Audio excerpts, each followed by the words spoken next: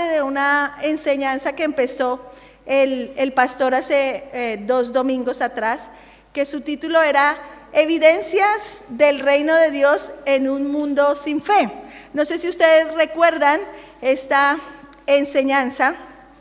Estaba en el Evangelio de Marcos, capítulo 16. ¿La recuerdan? Si la recuerdan, háganme así o digan amén. ¿Recuerdan? Estaba hablando de las evidencias que tenían las personas que creían en Jesús, ¿cierto? Y eran 3 evidencias tremendas. ¿Alguno las recuerda? Había 3 evidencias que decía y recordaban estos pasajes. Dice el versículo 17 del capítulo 16 de Marcos: y estas señales seguirán a los que creen. En mi nombre echarán fuera demonios. Segundo, hablarán nuevas lenguas. Tomarán en las manos serpientes, y si bebieren cosa mortífera no les hará daño. Sobre los enfermos pondrán las manos y sanarán. Eso era lo que las evidencias del reino de las cuales estaba hablando en esta enseñanza nuestro pastor. Así que esto era lo que nos había estado compartiendo, y nos decía que estas señales y estas evidencias traían evidencia, valga la redundancia, de que Jesús está vivo. Cuando estas señales siguen a los que creen en Él, pues evidenciamos que tenemos un Dios vivo. Esta mañana, mientras cantábamos, Daniela preguntaba: ¿qué ha hecho Dios en sus vidas? Y no sé si a veces es que Dios no hace nada, o nos da temor, o no sé, pero si Dios no muestra evidencias en nuestras vidas, pues algo está pasando.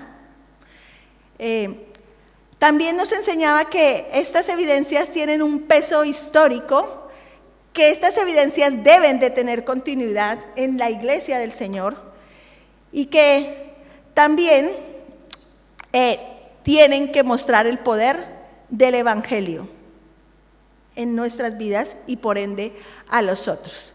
Así que eso era un poquito hoy. No, eso es que el Señor me quiere bendecir. No. Bien, esto nos muestra de que era lo que habíamos estado hablando. Así que vamos a ir nuevamente al Evangelio de Marcos, capítulo 16, y vamos a leer el versículo 16. Dice: el que creyere y fuere bautizado será salvo, mas el que no creyere será condenado. Y aquí es donde vamos a retomar esta enseñanza, porque la enseñanza había quedado en que estas señales seguirían a los que creen en el Señor. Pero ¿qué pasa con el término el que fuere bautizado? ¿Por qué aparece ese término ahí en la Escritura? Y lo enfatiza: el que creyere y fuere bautizado será salvo, mas el que no creyere será condenado. La palabra que aparece ahí, bautismo, es una palabra griega que es baptizo, y su significado es sumergir o mojar completamente, estar completamente mojado. Y esa palabra tiene una gran importancia en la Escritura, porque si vamos al Evangelio de Mateo, acompáñenme al Evangelio de Mateo, capítulo 28, el versículo 19 y 20, cuando Jesús comisiona y da la gran comisión a sus discípulos, Él podía haberles dicho una cantidad de cosas que son muy importantes y aparecen en la Escritura, pero les dice lo siguiente: por tanto, vayan y hagan discípulos de todas las naciones, bautizándolos en el nombre del Padre y del Hijo y del Espíritu Santo, Enseñen a los nuevos discípulos a obedecer todos los mandatos que se les ha dado y tengan por seguro esto, que estoy con ustedes siempre hasta el fin de los tiempos. Estoy leyendo de la Nueva Traducción Viviente. O sea, en la Gran Comisión, el Señor les dice, o nos dice, en aquel entonces le comisiona a los discípulos, mire, vayan a todas las naciones, hagan discípulos, pero les enfatiza y bautícenlos en el nombre del Padre, en el nombre del Hijo y en el nombre del Espíritu Santo. O sea, enfatiza dos cosas, discípulos y bautícenlos. Hay otras cosas en la Biblia que podría haber dicho, ¿no? Y me llama la atención esto. Así que el bautismo es como la evidencia del fin de un periodo y el inicio de un nuevo periodo. ¿Cómo así? Os voy a poner un ejemplo. Cuando uno comienza a hacer un grado o una licenciatura en la universidad, estudia 4 o 5 años, ¿no? Y cuando usted llega al final de su licenciatura, de su grado, entonces usted se gradúa, ¿cierto? Usted asiste a un grado, le dan su diploma, y cuando usted ya se gradúa, pues entonces usted comienza a ejercer lo que ha estudiado, pedagogía, psicología, derecho, administración, lo que sea. Antes usted tiene el conocimiento, pero sin ese título, pues a usted le pagan menos, ¿cierto? Se dice, usted es un licenciado, pues muy bien, le pagan un poquito más, ¿no? Cuando usted se gradúa, usted ya tiene unos beneficios. Antes tiene los conocimientos. Nuestro hijo Santiago está estudiando Administración y Derecho y en la mesa creo que vamos a terminar aprendiendo la Constitución y las leyes junto con él. Porque sabe un montón de cosas ya, pero si a Santiago lo llamaran para un litigio, pues todavía no lo puede hacer, ¿no? No está en esa capacidad. Entonces, el bautismo es como esto. Es la evidencia de el fin de un periodo y el inicio de algo nuevo. Jesús fue ejemplo de esto mismo. Cuando vamos a ese mismo evangelio de Mateo capítulo 3, en el versículo 13 y 15, después de los que estamos estudiando los libros de la vida de Cristo, vemos que en el libro de Mateo aparece la genealogía, aparece una introducción, ¿cierto? Aparece un periodo de infancia. Cuando termina ese periodo de infancia, entonces Jesús se aparece frente a Juan el Bautista para ser bautizado e iniciar un nuevo proceso en su vida, que el año de preparación. El año en el que él iba a comenzar a prepararse para cumplir con su propósito, que era llegar hasta la cruz, morir por nuestros pecados, pero también resucitar, y todo esto que hemos estado estudiando. Así que cuando miramos ahí el evangelio dice, entonces Jesús vino de Galilea a Juan, al Jordán, para ser bautizado por él. Mas Juan se oponía diciendo, yo necesito ser bautizado por ti, ¿y tú vienes a mí? Y Jesús, ¿qué le respondió? Le dijo, ¿qué le dijo? ¿Lo tienen ahí en sus Biblias? Mateo 3, el 14 creo que es.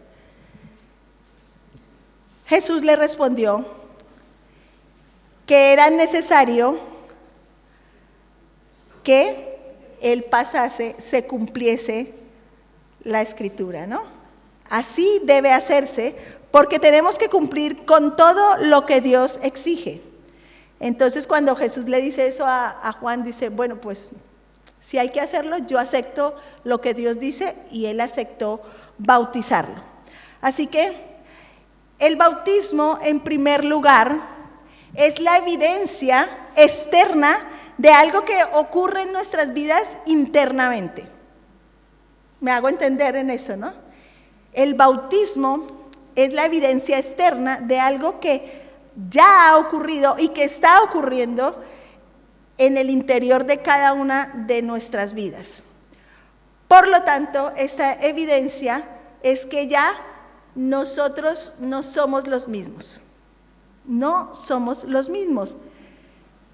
el bautismo es el proceso inicial o la evidencia inicial de un proceso de transformación continua.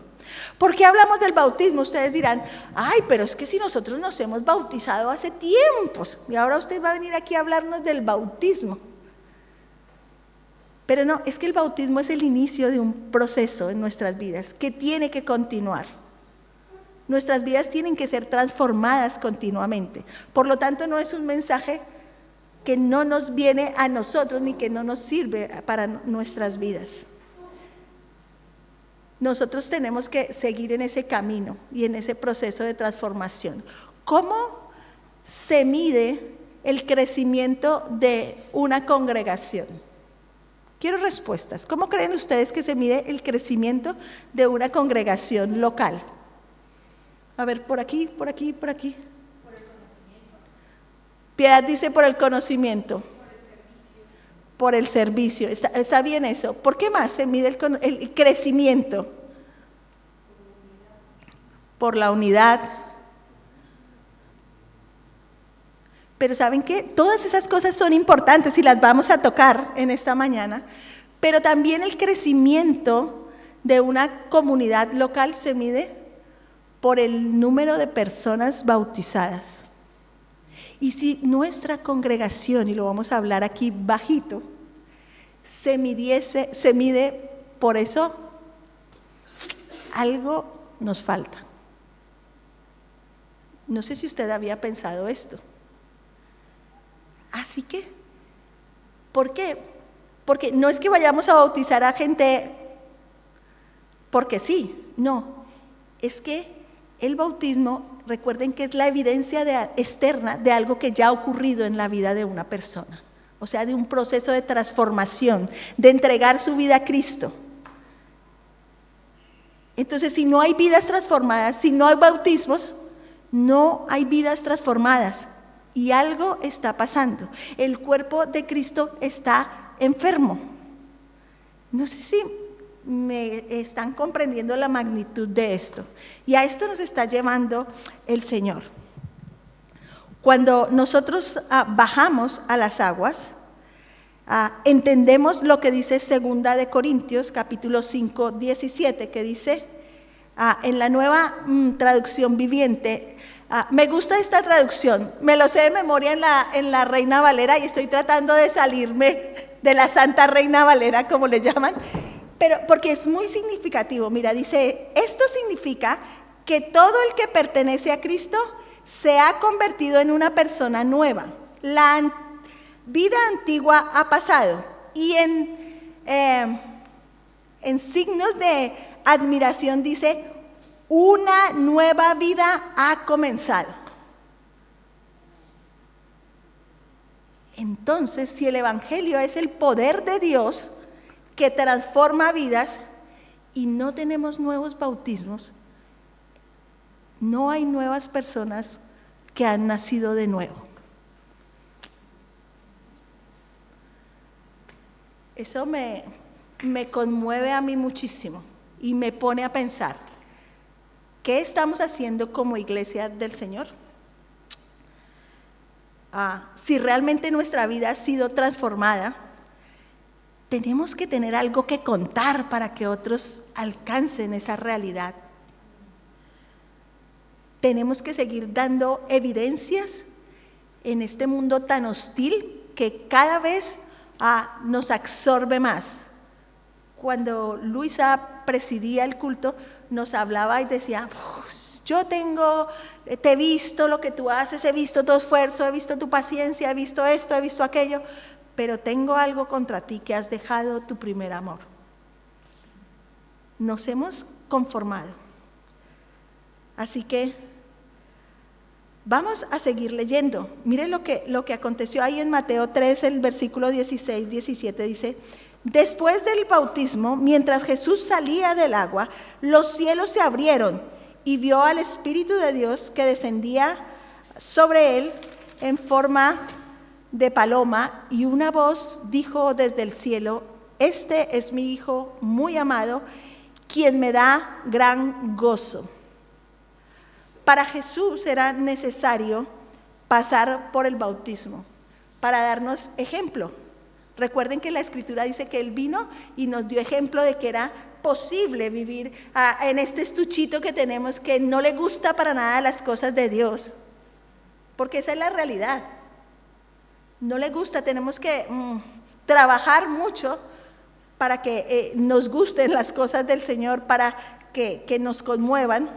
Era necesario darnos ejemplo de obediencia y empezar esa etapa que les decía, para poder llegar hasta la cruz del Calvario y morir por nuestros pecados, redimirnos, para que nosotros hoy pudiéramos disfrutar de esa vida eterna, de esa vida nueva de la cual disfrutamos, pero que no nos la podemos quedar nosotros solos.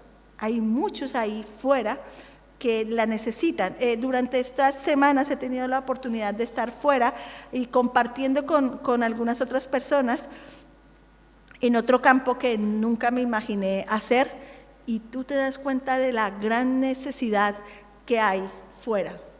Pero sabes que tú te das cuenta de eso y en momentos donde tú te sientes limitado a hablar. Porque cuando tú estás en algún lugar tú puedes dar evidencia de lo que es tu fe y puedes dar testimonio, pero muchas veces no puedes hablar con la libertad con la que podrías hablar estando tomándote un café con un amigo o estando en la piscina en el verano. Hey, vente, vamos a la piscina un ratito, compartimos. No tienes esa misma libertad, porque a lo mejor tú tienes que desempeñar un trabajo, ¿no? Tienes que hacer una labor y no puedes estar haciendo otra cosa. Hay otro ejemplo bíblico con referente al bautismo que es impresionante. Hechos capítulo 8, versículo 26 al 38. Habla de una historia bíblica que era Felipe y el etíope. ¿Todos la han leído? Felipe y el etíope. ¿Sí? ¿La han leído? Amén. Felipe era un eunuco etíope y él estaba leyendo una porción de la Escritura del profeta Isaías. ¿La tenemos ahí? Y el Espíritu le indica a Felipe que tiene que ir a hablar con él, ¿no? Se las estoy ahí contando, ustedes ya la han leído. Y este eunuco no entendía lo que estaba leyendo.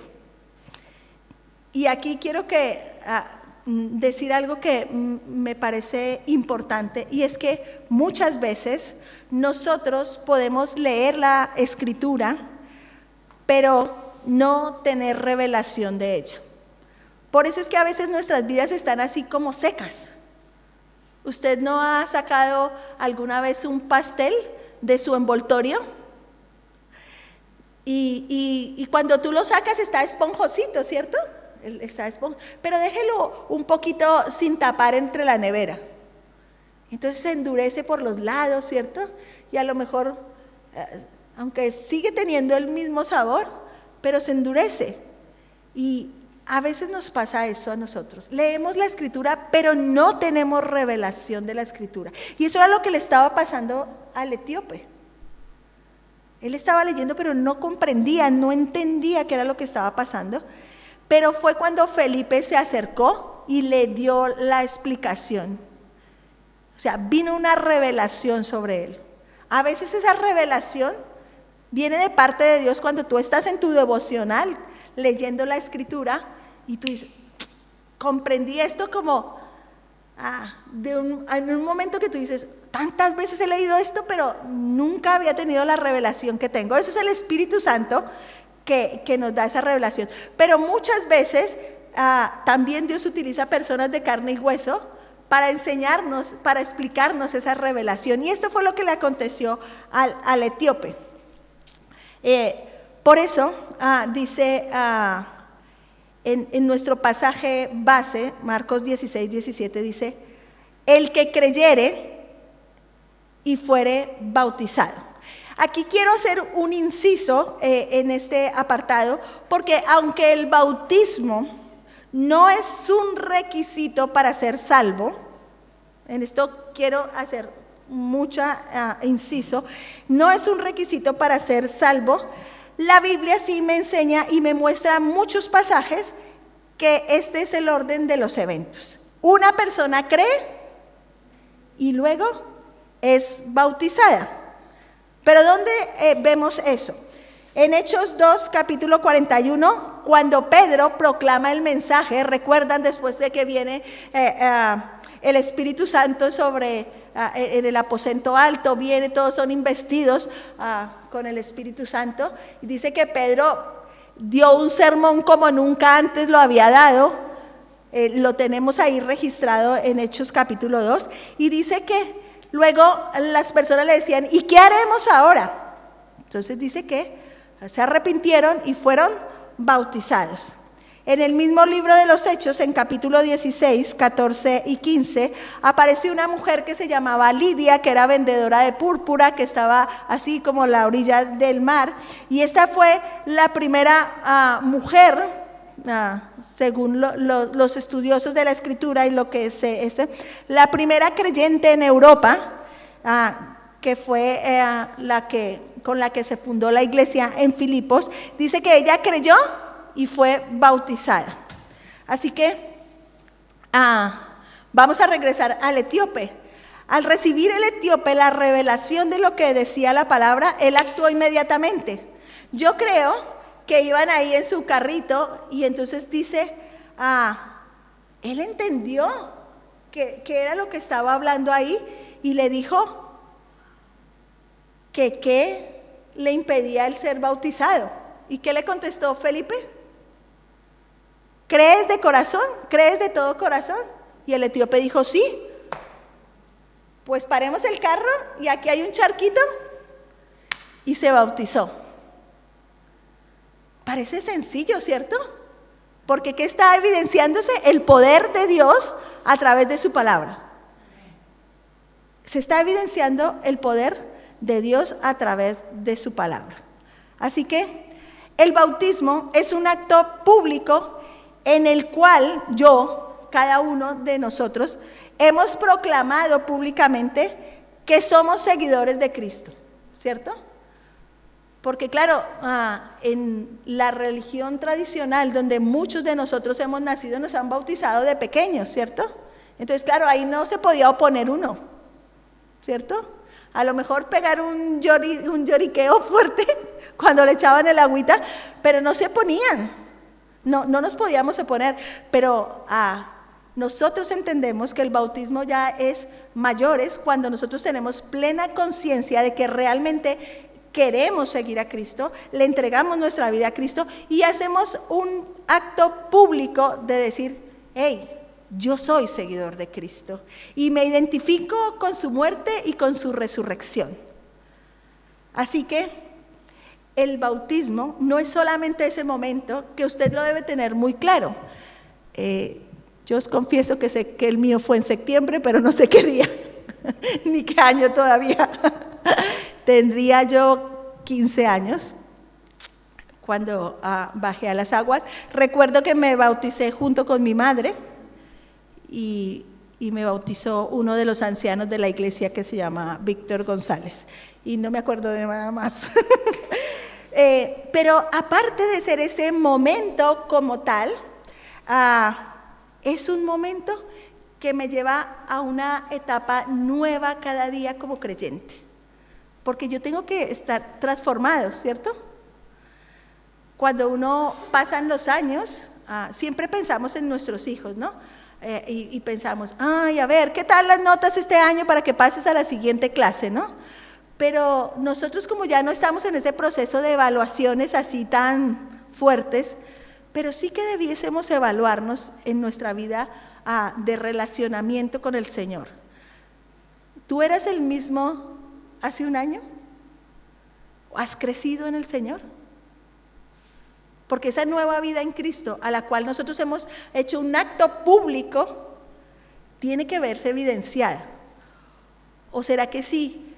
Vamos allí al lugar donde tú vives y le preguntamos a un vecino, dirán, uy, no, esos, don Raúl o Elizabeth, ellos, los que están gritando siempre todo el día. O O esos que no hacen un favor porque sí, o no sé, estoy aquí. Pero o realmente somos personas que la gente, de testimonio, que la gente dice, ay sí, miren, esta persona ha cambiado. Recuerdan hace 8 días Karina nos contaba de su papá, ¿no? Y decía que cuando él cumplió años, dice, llevo 24 años, ¿no? De que ya no toco el alcohol. O sea, realmente hay un cambio en nuestras vidas. Porque es que a veces pensamos, no, nuestros procesos no son tan fuertes, es que el Señor no me sacó a mí ahí de lo profundo, yo tan bueno. Antes, el Señor tiene que estar agradecido de que yo camine en sus filas. No, nosotros tenemos que tener un proceso de transformación. Esta semana escuchaba algo, me pareció muy interesante. Decía, ¿cuál era la diferencia entre ser honesto y ser íntegro? Y entonces daban un ejemplo. Había un hombre, estaba pasando unos días fuera con su esposa en un hotel, y entonces pidieron una pizza. Cuando les llegó la pizza, entonces abrieron la pizza y resulta que no había pizza. Había $1,800 en la caja. Y entonces la mujer le decía, quedémonos. Y él dijo, no. Esto es de alguien y hay que entregarlos. Entonces el hombre dice que se arregló, se fue a la pizzería, llegó y entregó la caja y dijo, ay señor, usted ha escuchado que hemos puesto un anuncio por la radio. Y le dijo, no, yo vine porque a mí me han enseñado a ser honesto desde pequeño. Y le dice el hombre, pero quédese porque es que vamos a llamar al de la radio para que lo entreviste y vea que todavía hay personas honestas. Y el hombre le decía, no, muchas gracias, no se preocupe. Y le insistió tanto que el hombre le dijo, mire, ¿sabe una cosa? Lo que pasa es que la mujer con la que yo estoy en ese hotel no es mi esposa. Entonces, si ustedes me entrevistan, así que era una persona honesta, pero no era una persona íntegra. ¿Ven la diferencia? Así que nuestro proceso en el bautismo no se queda solamente ese día ahí que fuimos, nos mojamos, compartimos un tiempo. No, tiene que evidenciar en nosotros una transformación en nuestra vida que continúa. Así que, no sé cuánto tiempo hace que te bautizaste, pero piensa, ¿tu vida realmente ha tenido cambios y sigue teniendo cambios? Y quiero que vayamos al libro de Romanos. Y hay 3 cosas muy importantes que ustedes han mencionado. Hablan de compromiso, de servicio, que también me llevan, mi vida de entrega al Señor y de cuando me bautizo, me llevan a eso. Cuando yo me bautizo, obtengo unos privilegios importantes. No es requisito ser bautizado en algunas iglesias para tomar la cena del Señor. Pero cuando yo tomo la cena del Señor, entiendo lo que Jesús ha hecho por mí. Entiendo que ese vino que tomamos es un símbolo, pero me recuerda que Jesús derramó hasta su última gota de sangre por mí. Y ese pan me recuerda que Él fue, como dice la Escritura, como un cordero llevado al matadero. No dijo nada, solo porque Él quería que nosotros viviéramos esa vida abundante. Y hay 3 cosas aquí en Romanos que quiero que recordemos. Cuando yo bajo a las aguas, entiendo que a partir de ese momento, y si permanezco con Cristo, yo me hago uno con Jesús para vencer el pecado y la tentación. Romanos capítulo 6, versículo 1, dice, ¿qué pues diremos? ¿Perseveraremos en el pecado para que la gracia abunde? No, de ninguna manera, dice la Escritura, de ninguna manera. ¿Me pones al otro, por favor? Porque los que hemos muerto al pecado, ¿cómo viviremos aún en él? El otro, por favor. ¿O no sabéis que todos los que hemos sido bautizados en Cristo Jesús, vamos a dejarlo hasta ahí? O sea, mirar, cuando yo bajo a las aguas, entiendo que hay, aparte de ser una evidencia pública, entonces entiendo que yo me hago uno con Cristo. Porque cuando yo me bautizo, la simbología es que muero a mi vieja vida y nazco para vivir una vida en Cristo. Hay un predicador de antaño que, hablando de este proceso que tenemos que cuidar y de transformación, dice: cuando yo bajé a las aguas del bautismo, no sabía que el condenado viejo hombre sabía nadar. Entonces, por eso tenemos que tener una vida constante de búsqueda con el Señor. Cuando nosotros nos bautizamos, sabemos que ya no estamos solos. El Señor va con nosotros y nos ayuda para vencer el pecado y la tentación. Y créame, hermanos, que el enemigo anda como león rugiente buscando a quien devorar. Y muchos de nosotros durante la semana somos tentados. Muchos de nuestros hijos durante la semana son tentados. Pero recuerden que Jesús va con nosotros y nos ayuda. Pero no se haga usted, no le deje toda la tarea al Señor, porque el Señor ya hizo lo que tenía que hacer. Pero yo tengo que hacer lo que Él tiene, lo que tengo que hacer. Recuerden, Dios me perdona mi pecado. No hay pecado que Él no pueda perdonar. No, es que mi pecado, es que si usted supiera lo que... No se preocupe, no hay nada que Dios no pueda perdonar. La misericordia de Dios es tan grande y tan ancha y tan profunda, no hay nada que Él no pueda perdonar. O tú y yo no estamos experimentando hoy las nuevas misericordias de Dios en nuestra vida. Pero ojo, Dios nos perdona, pero nosotros asumimos las consecuencias de nuestros actos. Las asumimos. Y aún en medio de esas consecuencias, Dios con su profundo amor nos ayuda a caminar en medio de estos. No estamos solos en nuestras luchas y tentaciones, hermanos. Recuerde eso. Si realmente tú has creído en el Señor Jesús, has sido bautizado, no estás solo. El Señor camina con nosotros. El Señor está ahí con nosotros. Segunda cosa, nuestro estilo de vida es diferente. No podemos haber bajado a las aguas del bautismo y haber dado evidencia pública delante del Señor y de los hombres y no vivir una vida diferente, porque si no, para eso, pues viva una vida a plenitud de pecado y no esté pensando, ay, ¿ahora qué hago? Ay, como con ese resentimiento y esa culpa, ay, ¿será que sí con el Señor? Ay, ¿será que no? No, pero si realmente usted tiene una convicción clara, pues su estilo de vida tiene que ser diferente. Muchas veces nosotros decimos, es que el cristianismo no es una religión, ¿cierto? Lo decimos. Es una relación, un estilo de vida. ¿Pero qué estilo de vida? Si a veces somos iguales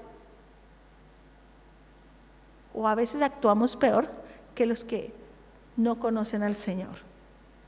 Romanos 4 y 5 dice, ¿el 4 qué dice? ¿Me lo pasáis por favor? ¿El 4? Sí. Mas al que no obra, sino cree en aquel que justifica al impío, la fe le es contada por justicia. O sea, nuestra vida tiene que ser diferente, porque es que ya hemos sido justificados por Cristo. Ya delante de Dios, Él nos ve perfectos. Entonces, pues nosotros tenemos que evidenciar eso. ¿El 5 qué dice? Como también David habla de la bienaventuranza del hombre a quien Dios atribuye justicia sin obras. Ustedes conocen la historia de David, ¿no? Y David metió la pata hasta el fondo, pero aún así dice la Escritura, y no hay otro del cual hable la Escritura de esto, que era un hombre conforme al corazón de Dios. Eso a mí me anima, ¿eh? Eso a mí me anima a buscar al Señor, porque es que el David era David. Y luego dice que era un hombre conforme al corazón de Dios, y luego la Escritura dice que era el dulce cantor de Israel, también dice que era hermoso. Bueno, entonces eso me deja ver la misericordia y bondad del Señor. Cuando me bautizo, cuando yo he sido bautizado, así sea hace años, mi estilo de vida tiene que ser diferente. ¿Saben qué? Hacemos cosas que no podríamos hacer sin Jesús. ¿Y qué cosas son esas? ¿Saben qué? Perdonar. Esas son de esas cosas que nosotros en nuestra propia naturaleza no hacemos. O decimos, vale, yo perdono pero no olvido. Vuélvame a hacer lo mismo y verán. Hacemos cosas como amar a nuestros enemigos. Eso no lo hacemos solos. En nuestra naturaleza preferimos cambiarnos de acera cuando viene alguien que no nos cae bien. ¿Cierto? ¿O soy yo la única que pienso esas cosas? En nuestra naturaleza no queremos ni ver ni en pintura a nadie que nos haya hecho mal. Pero cuando nosotros realmente tenemos un estilo de vida diferente, entonces Jesús nos ayuda a hacer estas cosas. Nos ayuda a servir. ¿Saben que servir a veces no es nada fácil? Porque los seres humanos no somos agradecidos. Y cuando tú sirves, a lo mejor tú haces las cosas con el mayor gusto, y tú a lo mejor esperas que te agradezcan o esperas algo, y entonces servir nos cuesta, y más servir en la obra del Señor cuesta más. Hermano, ¿será que usted puede venir a partir de septiembre a limpiar la iglesia? Porque necesitamos que Uy, si fuera en el otro local que era más pequeño, todavía. Pero es que aquí ahora ustedes saben lo que es limpiar esa nave. Ustedes saben cómo ensucian las sillas, y entonces cuando uno comienza a servir, comienza a darse cuenta, pero esos niños sí que dejan manchadas esas sillas. Y todo lo que vine aquí con mi amiga a limpiarlas, y vean estos hijos del Dios Altísimo, como decía Karin. Servir no es nada fácil. Pero el Señor dijo, yo no vine para ser servido, sino vine para servir. Cuando yo entiendo eso, de que creo en el Señor, bajo a las aguas, también me ayuda en estas cosas.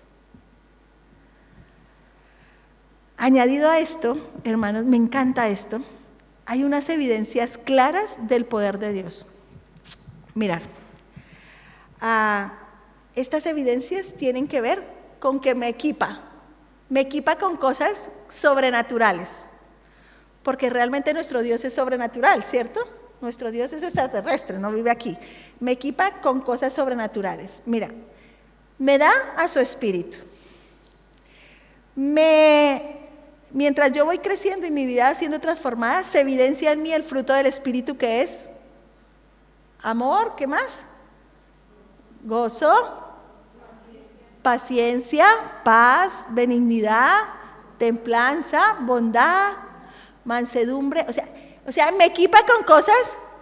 Esto es como si tuviéramos un superhéroe, así, no sé cuál es el superhéroe que a ustedes les gusta más, y entonces nos equipa, nos da dones para servir. Tenemos pendiente un taller para descubrir nuestros dones, no se preocupen, no se nos ha olvidado. Así que nos deja todo. Y recuerdan la primera parte de este sermón que decía que estas eran las señales que seguirían: en su nombre echarían fuera demonios, hablarían nuevas lenguas, sobre los enfermos pondrían las manos y sanarían, tomarían serpientes y no les harían daño. Recuerdan que eso era a una banda de incrédulos. ¿Recuerdan el sermón? Entonces, pues mira, en ese estilo de vida Dios me da todo. Yo tengo que hacer lo mínimo y es buscarle. Y la tercera cosa que me encanta esto y que tenemos que tener bien clara es que Romanos 6:6, ¿qué dice? El otro, por favor. Romanos 6:6. Sabiendo esto, que nuestro viejo hombre fue crucificado juntamente con él, ¿me le pones en la siguiente parte? Para que el cuerpo del pecado sea destruido, a fin de que no sirvamos más al pecado. ¿Saben qué es la tercera cosa que me evidencia el tema del bautismo? Es que yo ya no soy más esclavo del pecado. Soy esclavo de Jesucristo y créame que es mejor ser esclavo de Jesucristo que ser esclavo del pecado. Somos hechas nuevas criaturas cuando bajamos a las aguas. El bautismo es algo que marca nuestras vidas para continuar con nuestro proceso de santificación. Palabra que no es tan común ahora, en este tiempo, porque la Escritura dice: sin santidad nadie verá al Señor. Y es que estamos en el siglo XXI. Una canita al aire se puede echar uno. Una vez al año no hace daño, dicen por ahí, muchas veces. Pero el Señor es claro y dice: nos anhela celosamente. Y una de las características de Dios es que es 3 veces santo. Y se tomó el tiempo de idear un plan para ti y para mí, para morir en la cruz y para que nosotros pudiésemos ir a ese lugar, a una eternidad con Cristo, vivir una vida eterna con Él, pero también vivir una vida abundante aquí. Así que, amados, como os digo, el bautismo me da muchísimos privilegios que a veces olvidamos. Y a veces hay personas que deciden no bautizarse y por ese hecho no es que no son salvos, pero se están perdiendo de privilegios. Y no es lo mismo ser un creyente bautizado que un creyente bautizado. Y recuerden, hay una evidencia de que una iglesia crece, es vidas transformadas que creen en el Señor Jesús, que bajan a las aguas del bautismo y comienzan a evidenciar el poder de Dios con estas cosas que hemos estado leyendo. Echarán fuera demonios. Ay, sí, eso para los pentecostales. Sí, hermanos, no vamos a cacería de brujas, pero hay mucha gente endemoniada. Hay mucha gente endemoniada pasiva. Créanme, hay cosas que no se pueden expresar públicamente por las grabaciones, pero hay mucha gente endemoniada. Hay mucha gente que necesita ser libertada de las garras del enemigo. ¿Y sabes qué? Tú y yo somos la respuesta. Tenemos la respuesta, no somos la respuesta. Tú y yo tenemos la respuesta y es Cristo. Así que no nos callemos, hermanos. No nos callemos. Y recuerda que cuando tú bajaste a las aguas, fue un acto público que vino mucha gente. Y yo te animo a que le preguntes a esa gente, si todavía la tienes cerca: ¿tú has visto algún cambio en mi vida? Si esa persona te dice: sí, pero después del tiempo como que aflojaste, entonces hable con el Señor y dígale: ay, Señor, necesito volver a ponerme en forma, ¿no? Esto es como cuando va llegando el verano y entonces empieza operación bikini en los gimnasios. Pero que nuestra operación bikini, nuestra operación espiritual, continúe durante todo el año, porque necesitamos proclamar el mensaje.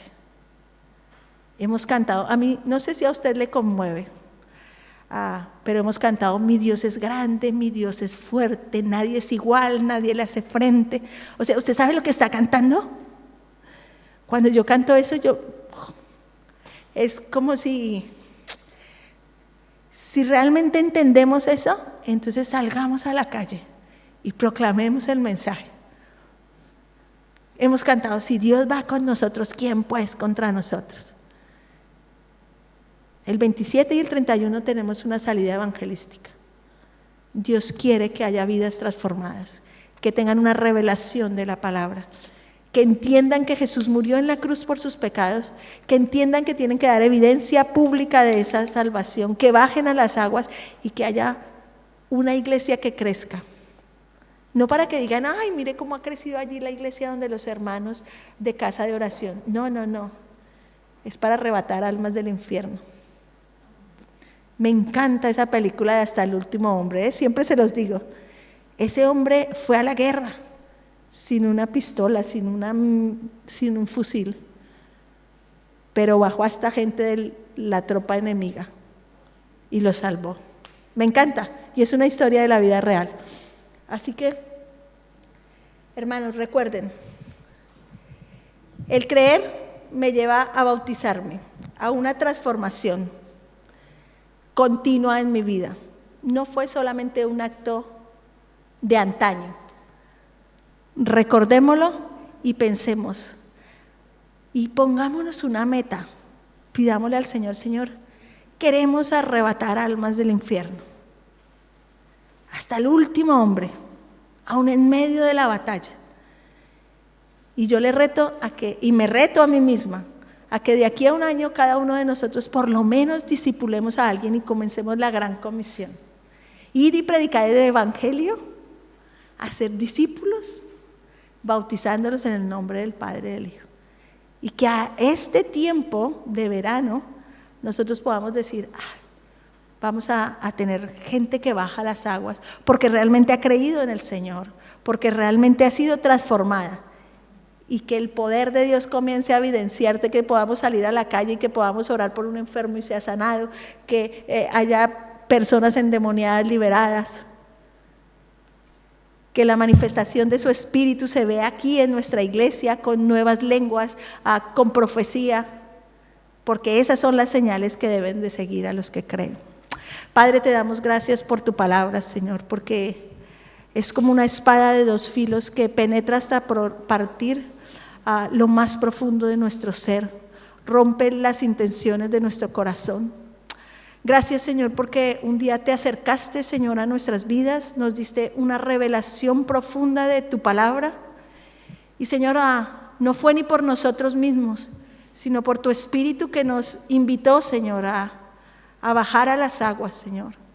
Ayúdanos a vivir esa vida de transformación continua, esa vida de santidad, que nos lleve a ser diferentes, Señor, no legalistas, Señor, a ser diferentes en medio de este mundo tan hostil, Señor, que podamos dar evidencias de lo que tú eres y de tu poder en medio de esta sociedad que cada vez va en declive. Y, Señor, gracias porque sabemos que esta batalla está ganada por ti, Señor. Tú ya nos has dado el spoiler, Señor, y tú vas a reinar, Señor. Pero nos toca pelear, Señor. Así que gracias por todas las armas que tienes para nosotros. Ayúdanos a ser aguerridos para tomarlas, Señor, para utilizarlas. En el nombre de Jesús oramos. Amén y amén. Pues que el Señor os bendiga. Gracias.